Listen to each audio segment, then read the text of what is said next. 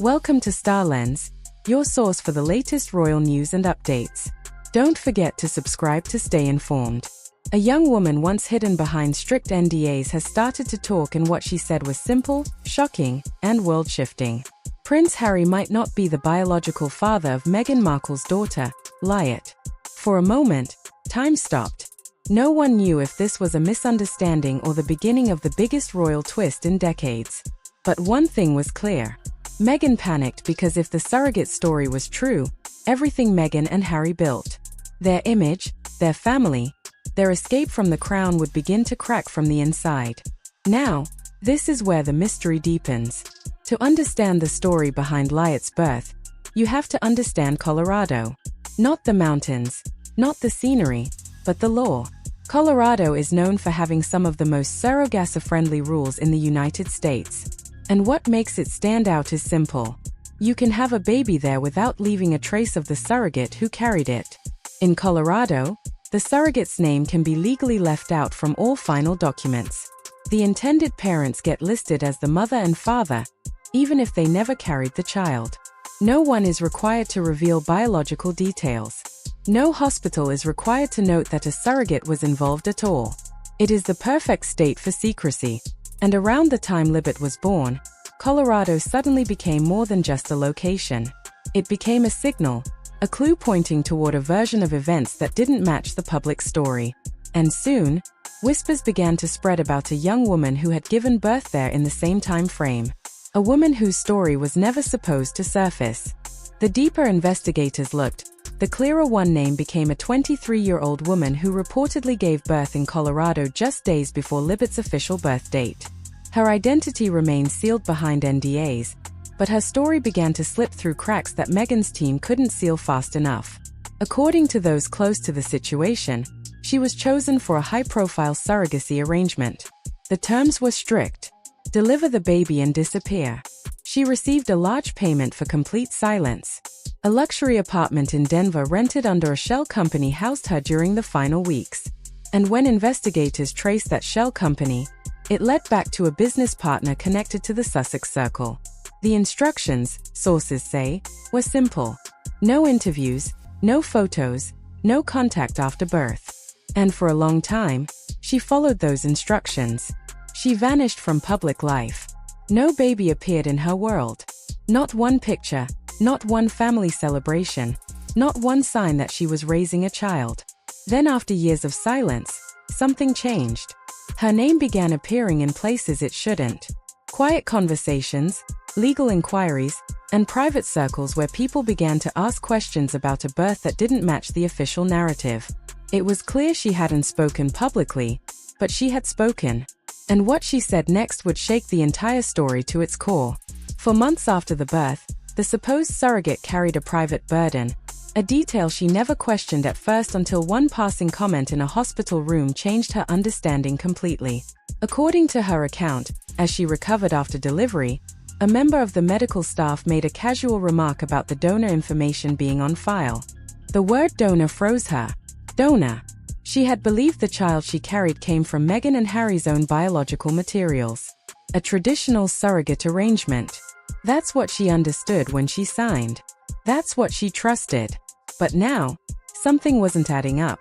So, she asked questions, and the answers she found were worse than anything she imagined. She discovered Harry's DNA was never part of the conception process. The fertilization was done through anonymous means, supposedly a donor.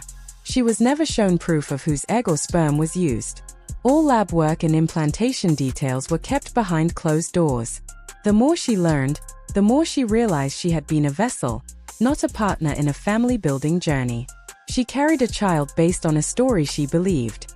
A story that now seemed false. Don't forget to subscribe to Star Lens for more royal updates. When legal protections around her NDAs began to loosen and when her conscience pushed her toward the truth, she stepped forward, not to the media, but to investigators and lawyers. And according to sources who've seen fragments of her statements, her claim is clear. Prince Harry is not the biological father. It is the revelation that breaks the story open. The revelation Meghan feared. The revelation that turns one strange birth certificate into a possible blueprint for an entirely different truth. And now, with the surrogate speaking behind closed doors, the quiet machinery of the monarchy begins to move. Because if this claim is true, this isn't just a family secret. It's a royal crisis. The moment the surrogate statements reached certain officials, the royal machinery began shifting behind closed doors. No announcements, no press releases, just quiet movement. The kind that only happens when something threatens the very structure of the crown. Sources say senior aides were briefed on 3 critical points. 1. The missing legal name on Lilet's birth certificate. 2. The Colorado surrogacy trail. 3. The surrogates claim that Harry is not the biological father. Individually, each point could be brushed aside. But together, they form a direct threat to what the monarchy protects most, the bloodline. Behind palace gates, lawyers were contacted, constitutional advisors were summoned, and senior officials reportedly reviewed every document connected to Lilet's birth. Because if the surrogate is telling the truth, even partially, then this is not just a scandal. This is a succession issue. A child presented as a royal daughter may not qualify for the line of inheritance. Titles, privileges, royal standing, all of it depends on biological family line. Not marriage, not fame, not public sympathy. And the monarchy knows that once a bloodline is questioned, trust fractures. And once trust fractures, the institution weakens. This wasn't gossip to them. This was a 5-alarm fire. As the palace reviewed the situation, comparisons between Meghan's two births became unavoidable. The patterns once brushed off his privacy now looked like signals. One child with a story that mostly matched reality. Another child with a story that felt constructed, tightly controlled from paperwork to public appearances. And the surrogate's claims suddenly gave those inconsistencies context. Because if Lilet's birth involved a surrogate, if donor material was used, and if secrecy was required to maintain a royal image, then the unusual documentation and missing details were not mistakes. They were part of a plan. A plan meant to protect the narrative. A narrative that was beginning to crumble. As investigators pieced together timelines, questions began to rise. Not about Meghan, but about Harry. What did he know? When did he know it? And was he ever told the full truth? Sources close to the situation claim the darkest fear Meghan has is not public shame. It's Harry discovering he may have been excluded from the biological process entirely. The surrogate statement suggested Harry wasn't part of the conception. The birth certificate showed his legal identity missing. The secrecy around the pregnancy kept him shielded from ordinary medical details because this wasn't just about the world learning the truth. It was about Harry learning it. The man who left his country for her. The man who defended her against the palace, the press, and the public. The man who believed the story exactly as it was told. If the surrogate is right, Harry may have never been anything more than a symbol. A royal figurehead used to present a modern fairy tale to the world. And if that is true, then the final crack in this story will not come from the palace or the public. It will come from Harry himself. In every story, there is a moment when the truth stops whispering and starts knocking. For Meghan and Harry, that moment has arrived. The carefully crafted image, the modern royal couple, the escape from tradition. The promise of a freer life now stands on unsteady ground.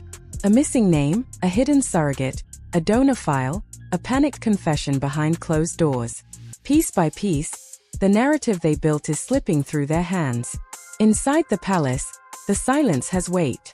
The kind of silence that comes before history rewrites itself. Advisors watch. Lawyers prepare. No one raises their voice because they don't need to. The facts are speaking louder than any statement could. And in California, a different kind of silence hangs over the Sussex home. Not the calm of privacy, but the tight trembling quiet that comes when a person realizes the story they told the world may no longer hold. Because if the surrogate is telling the truth, if Harry is not the biological father, if Lilet's bloodline does not match the lineage of the crown, then this is not just a family secret. This is the breaking of a royal myth. And myths don't fall quietly. They fall loudly. They fall publicly. They fall in ways no one can control. Now the world waits, breath held, eyes narrowed for the chapter that comes next. A chapter not shaped by PR teams, documentaries, or crafted speeches, but by the undeniable force of truth, The fairy tale is cracking and the next revelation is coming. Not everyone will walk away royal. That's all for today's Star Lens. Remember to subscribe to our channel for more exclusive royal news and stories. Stay informed, stay connected.